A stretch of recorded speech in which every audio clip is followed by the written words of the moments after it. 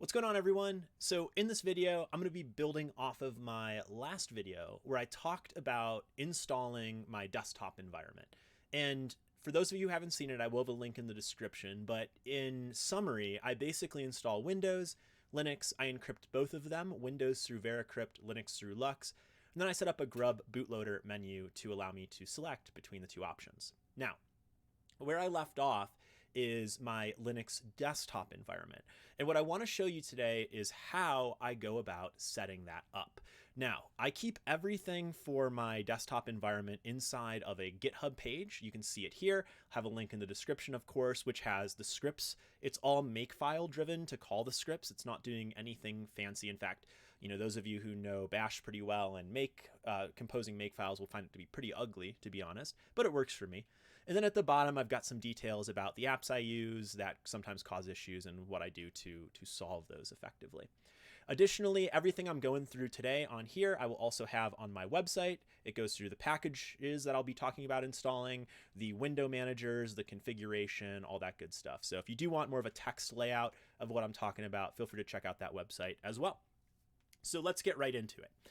The first thing I left off with here, if I switch over, this is that Linux desktop that I left off with in my last video.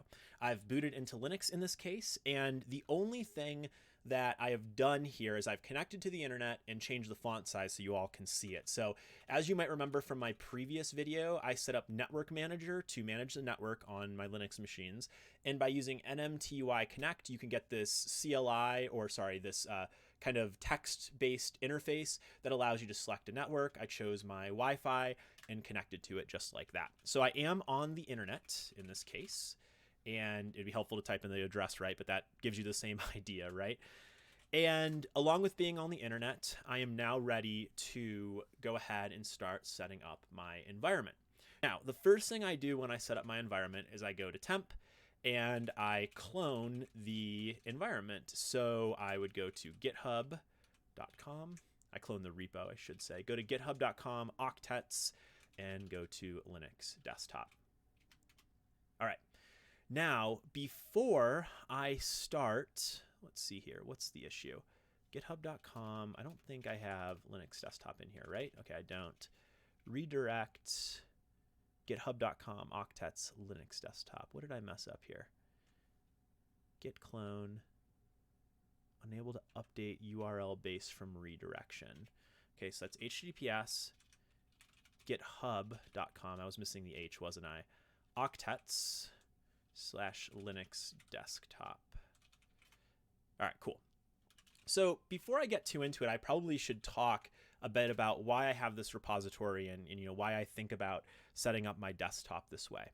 So the first thing that I try to prevent myself from getting into is a place where, especially with something like Arch Linux, I've gone in and changed configuration, done a bunch of workarounds, installed special packages, and then something happens to my computer and I have multiple days, if not a week, that I need to work on getting it back up to the state that it was in. So these scripts are to help me reproduce a very similar, if not as close to the same environment as possible as I had previously been using. In fact, to kind of enforce this thought process, I reinstall my operating system about every 2 months. So I'll do a complete wipe of the machine, go through this process, and that helps me kind of stay in check and see, do I have something that's not automated, and so on. There's a million ways you can do this automation, right? You can use really fancy tools like Ansible and all kinds of config management stuff, but honestly, shell scripts work super well for me, and they might be ugly, but they do the job pretty darn well. So that's what we're going to be doing with this repository. Now, if we look inside of the makefile, which kind of directs all of these pieces, so cat makefile, you'll see a couple key commands here. I'll skip over update. I'll come back to that at the end. But the first ones we're going to worry about are configure and install packages. Okay, and then I'll come back to the window manager in term one as well. So install packages is actually my first command I usually run. I probably should put it at the top of this file. But what install packages is going to do is install packages from the Arch official repository and the AUR repository as well. So if I run a make install packages and hit enter, it will prompt me for my password. and it will go through, update the repository, and then start rolling through the packages. Now, some of the things it's going to do, and I'll show you the commands in a minute, is it's going to scan through, and any package it sees that I already have, it's just going to skip that and not try to install it. Some I don't have yes turned on for as like an automatic thing. So in this case, I'm putting in a window manager. I'm going to hit enter here. Another thing for some Xorg font scale settings. And then it's finally going to go through and be like, okay, based on your package list, these are the ones I think you need that you don't have. Are you ready to install them? So I'll go ahead and hit yes here, and it will start the installation process on this machine. Now, while we're waiting for the paint dry, let me show you what exactly the scripts are doing in my desktop environment here. So this is a different desktop, but it's got the same Git repo. So if I go inside and show you what's going on, the make file calls a file called install official packages. All right. And then basically what install official packages is doing is it's running pacman. It's doing an update, an install, and then it's got this needed command. Now, again, this tells my machine that, hey, if the package is already here and up to date, go ahead and skip it. But it basically loads a text file, which are all of my packages. Now, if you go back over and take the text file here, take a look at it, this is just a list of all the packages that I want to have every time I build my desktop environment. Now, I don't have any automation to update these. I actually prefer to come in and do it manually, believe it or not. And the reason I prefer that is I want to make sure I'm cognizant of the packages I'm adding. You know, I'll be super honest, over time, I add a bunch of packages that I end up forgetting about and not needing.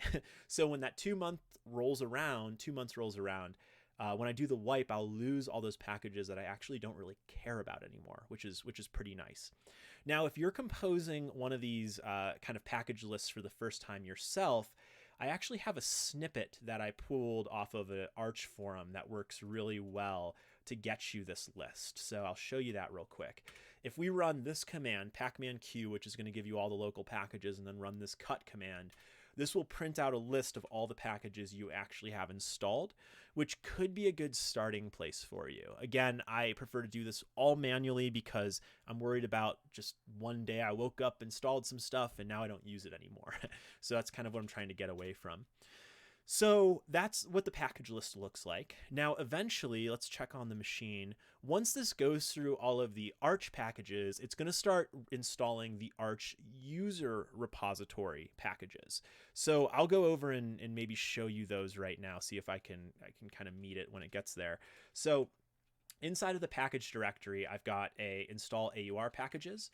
Now this one's a little bit more complex. I've got some ad hoc GPG keys that are required to install the user repository. Those are just things I've run into over time, particularly for Dropbox and Spotify.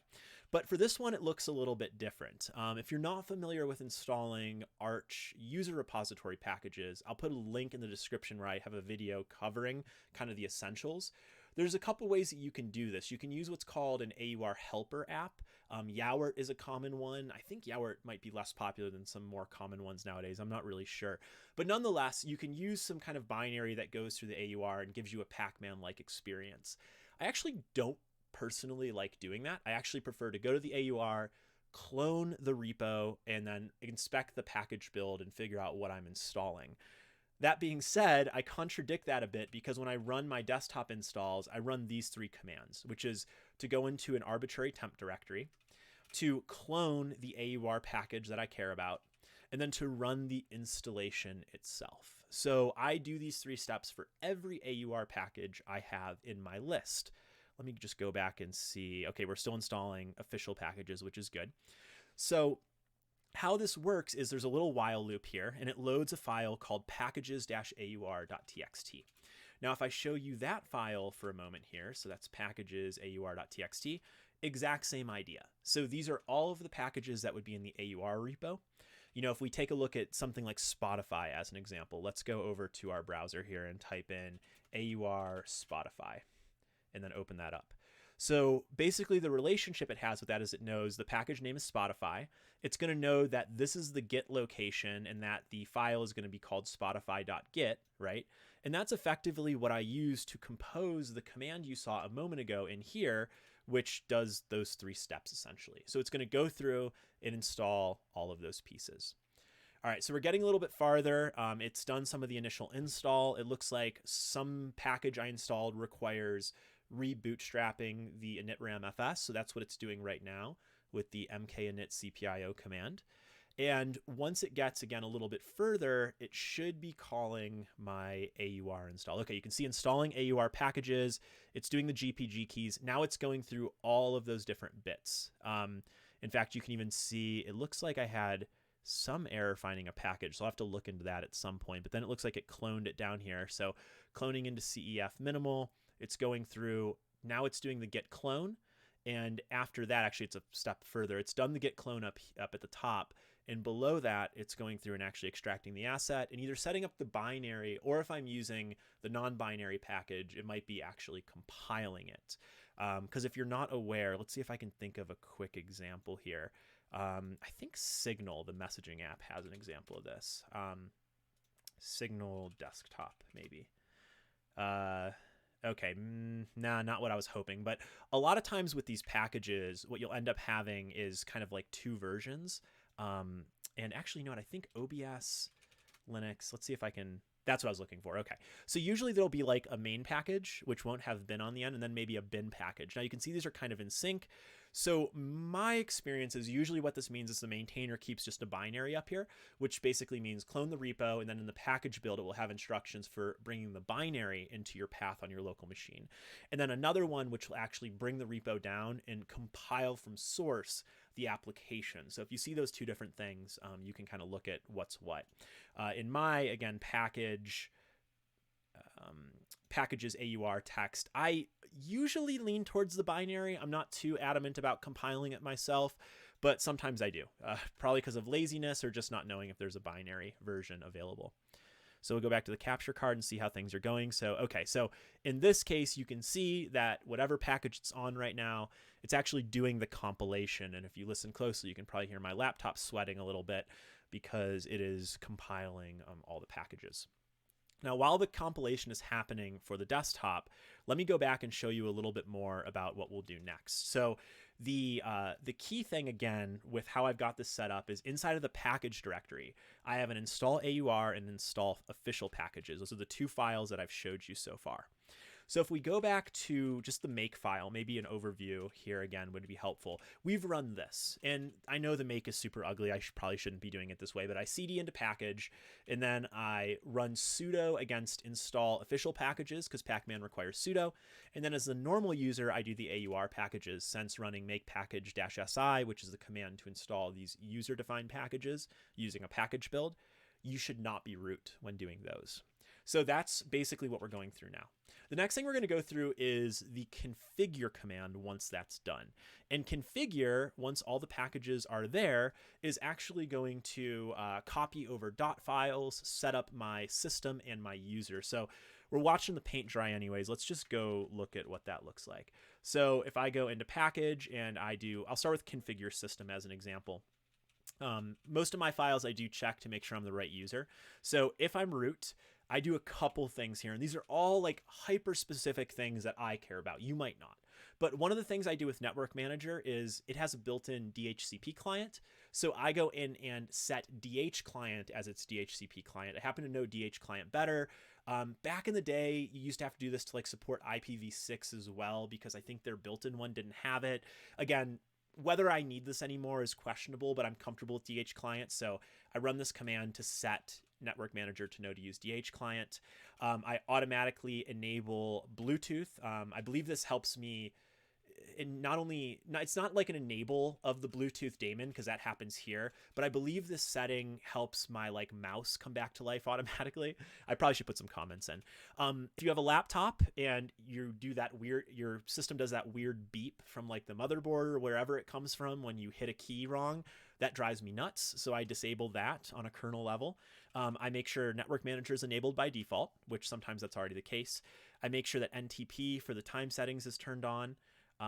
It looks like, I don't know, maybe these are replicas and I'm doing one of them wrong. I need to look into that again. But once I do set that up, I run the initramfs build one more time. I do some, linking. So I make sure that the Vim binary is no longer there and instead is using nvim. So basically when I type in Vim, I'm actually using NeoVim. I remake my grub config, probably because of some changes. Oh yeah, the initramfs. I don't actually know if I need to be doing this either. See, this is the thing, like the script grows over time, and I really should do some cleanup and see what I maybe don't need any longer. There's probably a reason I needed this. Then there's some other binaries that I run. So I use import C, which import C is basically like a command I do with ImageMagick. So this will not only take a snippet of my screen, but also put it right on my clipboard. And then buy is a command I type in to trigger i3 lock, which basically locks my desktop. So those are some of the system level things. I think the user level things are actually even simpler. This is installing Vimplug, which is my Vim plugin manager. And then I have a ton of, and I'm sorry, I know this is really ugly, but I have a ton of copying of dot files I care about. I probably need to maintain like a master list and a text file, kind of like I did for the packages. So this is really easy to look at, but I don't change my dot files too often. Well, actually I should say, I don't change what dot files I care about too often. So this has worked really well for me. I know it's terrible and ugly, but it does the job super well. And the amount of times I have to add a dot file here for some app is super, super rare. So I just haven't taken the time to actually clean this up at all. So yeah, overall, that's it. Let's see how our machine's doing. Okay, so CEF minimal is asking for a password. I'm going to flip my keyboard over there, and then I'll put in my password for my user. Okay, and it's probably going to kick off and do more and more and more in a moment here. Okay, actually, it's pretty far down. It's doing Dropbox now, which I think is one of the last ones. Okay, so going back to the terminal here while we're waiting, again, we're going to do install packages, which brings every package I care about on, configure, which is going to bring over all the dot files. And then I guess I'll talk about these briefly. So I run two window managers. I run, actually don't even know how you're supposed to pronounce it. I just say XFCE. Is that how you're supposed to say it? So I run that as my primary desktop. It works great. But sometimes I have a hankering for running like a super minimal windowing manager, especially if I know I'm going to be coding all day. DWM, Dynamic Window Manager, is an amazing one for that. It is part of the Suckless project if you've never seen it before. So we'll do Suckless software. And they have a couple utilities that people love. The one that I use religiously, let's see, is it in Core or is it in something else? I'm looking for dmenu. I guess it could just be a tool, right? Yeah, dmenu. So dmenu gives this super minimal menu where you can type in, different things. Like as an example, let me go to my desktop, wrong button, my desktop here. DWM, if you've ever, or sorry, not DWM, dmenu, if you've never seen it before, is the thing that lets you prompt like this, right? And then you can type in some command you want to bring up and launch the app. It's super minimal, works super well. I use this no matter what environment I'm in. But additionally, I do have their DWM, which is a super minimal window manager. Again, works awesome. And then I also run ST, which is the simple terminal. And the ST and the DWM packages, the thing you probably need to know about them is that to make changes, you actually have to recompile them. So inside a DWM, as an example, I go into a config header file that's, again, all based on C. I change some things up, I recompile and install it. That's why I don't use a package manager to actually manage these two things. For ST, same thing. You'll bring patches in and different things and change the C code. It works super well. I have based my ST off of Luke Smith, who, if you've watched Linux stuff on YouTube, I'm sure you've seen his channel. I'll be sure to put a link in the description to both his repo and his YouTube channel, but you probably know who this guy is if you're watching this, right? So that's just something that I do to reinstall and change the window manager and so on. So I'll show you that very shortly. Let's go back to the capture card, see where we're at. Okay, so we're still in compilation land. This is why using the binaries when they're available will be faster, depending on your feelings about just pulling down some rando binary versus compiling yourself. So that should be pretty good. But there's one more thing I can actually show you that's pretty important. Speaking to kind of the window manager and the important stuff. So obviously in this ThinkPad right now, I don't have any GUI, I don't have anything set up. Now the nice thing about using the two window managers I do is they're both based on the X window system. So the X window system is going to give me a consistent experience in the sense that I don't need to worry about running Wayland versus Xorg versus these other things to run these. It just runs through one bit. And when I'm running my system, whenever I boot up, basically I log in, and I kind of love it. It's a super minimal virtual terminal, virtual console login. And then I'm just going to be in a terminal that kind of looks like this without all the colors and niceness, right? In fact, if you go back, this is actually the terminal I'm talking about, right? So whenever I log in, I see this terminal. I don't see any UI. I don't see anything like that. And there's a command you can run in Linux called startx, which is going to take a settings file, if you will, and it's going to start up all of the Xorg and all of the kind of window manager graphical things that you need. Now, what's going to dictate what this command does is a file inside of this directory, and I'm just going to show you my local version here, called xinitrc. Okay, and this just needs to be in the home directory of the user running startx. So this is really the key file, okay? And I probably should get rid of that, shouldn't I? So what does this do? The first thing, I'll kind of go line by line here. The first thing I do is I load an X resources file. I used to be a really huge user of a specific type of terminal. It was called URXVT. I feel like I always get the, let's see, URXVT. Okay, I got it right. Which is a really awesome terminal. I still have it around just in case I ever want to use it, but it uses a config file inside of X resources that I'll show you here. So X resources, and also the X kind of the window managers and things to some degree can use these as well. So, you can see some settings that were specific to the terminal and such in here. So this has a couple settings. They were mostly, again, just being used for my terminal. But that being said, I keep it around because I still use it. So I load this up. XRDB is basically like saying, hey, load whatever config is inside of here. The next thing I do is I change some keyboard settings. So this actually impacts how quickly my keyboard does a repeat in waiting for a repeat command. So that, since I use Vim a lot, I like to hold down the key and have pretty quick scrolling without too much latency. Now, I know I probably shouldn't be using scrolling like that, but whatever.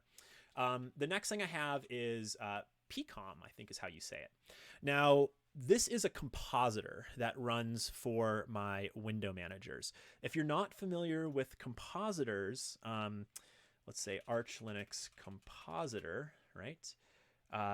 This will kind of talk a little bit about what a compositor does, why it's important. The main reason that I use a compositor, and just to kind of give you the tangible things that impacts me, it gives transparency to Windows if I want that. Frankly, I don't care about that very much. Let me go to my desktop. You'll see it more. See how there's some transparency in this window? So that's all because I'm running a compositor. That wouldn't be possible without a compositor. And the second thing is if you use any applications that share your screen. So Zoom is a really common example. I use Zoom a ton for work. Without a compositor, it can actually completely blow up and just give you a black screen. And I found really weird nuances with different screen sharing apps. When there's not a compositor, it really struggles for whatever reason. I don't understand like the deep architecture of the X Windows system that well, but it will potentially blow up and cause issues. So anywho, I use one called pcom, however the heck you say it. If you do some research, you might historically find one in here called Compton that has been replaced with this particular project. So Compton hadn't been updated in years. As of this video, this was updated 8 days ago. If you go to Compton, you'll find that it is like years and years out of date. So do be sure using this instead of Compton. There's also some other ones that people tend to like. I just have been using Compton for so long that I naturally moved to pcom or however the heck you say it. So that's cool. I set up my SSH agent, nothing too crazy. There's a command that I run to set my background. This only impacts when I'm using my more minimal manager like WD or DWM. And then this is where you start your window manager. So this ensures that when you type in startx, a window manager boots up and becomes available for you to use. Again, my primary window manager is XFCE. So this command starts it up, and that's effectively the environment I'm in. In fact, this right here, although it's only part of my screen, this is basically that window manager for me. So I actually find that, on a personal level, it's pretty nice to have a windowed manager. Like I'm not one who likes to have like different panels of work. I like to do some task with the windows I need. And then sometimes I'll literally just like reboot my computer and then start over. So that being said, window managers or tiling window managers are super cool. I love them. DWM is really cool. I boot into it all the time. one of the beauties of Linux is you get to play with these kind of things, right? So if I wanted to boot into DWM, all I would need to do is uncomment this and comment this. And next time I type start X, I'm going to start in my tiling window manager. So that's effectively the key changes here. So that's kind of a full explanation of some of the big things. Let's go back to the capture card and see what we got going on. Okay, so we're getting towards the end of the alphabet here. It looks like we're now setting up zoom on the target machine. So I think zoom should be last. Let's check real quick. If zoom goes through successfully, oh, actually my computer just quieted down. Maybe we're almost there, I think. Okay, let's just look. So package, packages, AUR, zoom is last. Okay, so we're almost over the paint drying here. Once zoom is set up, my desktop environment should be good to go. Now, again, I ran install packages. All I've got to do now is run configure as well, which is going to be a super quick command. I'll install window manager for DWM and ST, the ST install command, and then we'll be good. So this should be set up in just a couple moments. Okay, so now we are seemingly installed as far as packages go, and we're just going to run a couple more commands. So we will cat the make file. Next thing I'm going to do is run make configure, which is, again, primarily moving over dot files and doing various system configuration that I care about. So it's going to run that right now.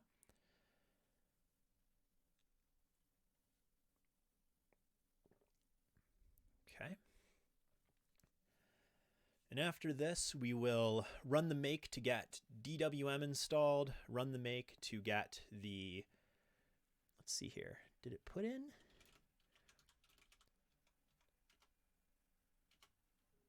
Okay, it did put it in, huh? Maybe I don't have the copies being very verbose, but it does look like it moved over most of my dot files that I care about. So .bash. Okay, yeah, it's all there. Cool. All right, good deal. So next thing we got going on. Let's go ahead and do a make for install WM. And again, this is going to be, we got to run sudo on this one. I should fix that in the make file so I don't have to inconsistently run sudo. So we'll sudo make install WM, and then we will also do install term, which is st. All right, so now we have st available and DWM. So st, DWM, and that's it. All right, looking pretty good. So, at this point, I'd probably normally reboot. I don't know if just running the start command is going to work here, but let's try it anyways. Who knows? So we'll run start X, which should run against that X init.rc. And it is going to attempt to set up a desktop environment. And that is exactly what it has now done. So what I would typically do here, and I actually have a to-do that I've been meaning to get to, which is to extract all of my XFCE config files and include them in here. Right now, I always start kind of raw. Luckily, there's some desktop shortcuts that honestly do actually waste a bit of time. But overall, it doesn't take me too long to set this up. I usually get rid of the dock and do a couple other things as well. So overall, that's pretty straightforward and simple. I've access to the internet through whatever browser's on here, the terminal. I'd set the terminal to ST and all that good stuff. But obviously, this is all just your customization preferences at this point. So if I go to google.com, I'm on Google, it's all there. So that is for the most part it. And then, the last thing that I'll try to show you here, and let's see if I can just do it in, actually, I'll open up ST, see if that will, okay. So here's ST, that kind of custom compiled one that I was talking to you about. We'll bring this over and we'll maybe make it a little bit bigger if we can. I'll see if I can get my font size bigger for you all as well. So bigger font, there we go, cool. All right, so we're in the window manager on this target system now. The last thing that I would normally do, or as time went on, I would eventually do, is again, there's a command for update. Now you can kind of think of update as the inverse of configure. What I do with update is this is just a copy script that takes all of the dot files from the local system I have and then brings them over to the target system. Okay. So if I had made some changes, I think as I had showed you before, like we went into X and initRC, you saw this kind of blah, blah, blah example, right? So if I do blah, blah, blah, save that up and then run make update, it copies everything. And then when I do a git diff, this is the change that's happened. So I could then push that up for next time I do the build. So that's it. That's how I get a desktop environment set up. Again, if I wanted to boot into DWM, I would just change this exec command to exec into DWM, and I'd be set on that front as well. So that's pretty much it. I hope you found this video interesting. Again, if you do want to check out the scripts for yourself, I will have them on my GitHub. Again, they're a little ugly, but they do the job. You know, in a similar front, if you've got ideas or suggestions with how you set up your system, I'd love to hear that. Feel free to add a comment in the comment section. But again, maybe this will give you some ideas on how you can create reproducible desktop builds for your own Linux system. So until next time, I'll see you later and have a good day. See ya.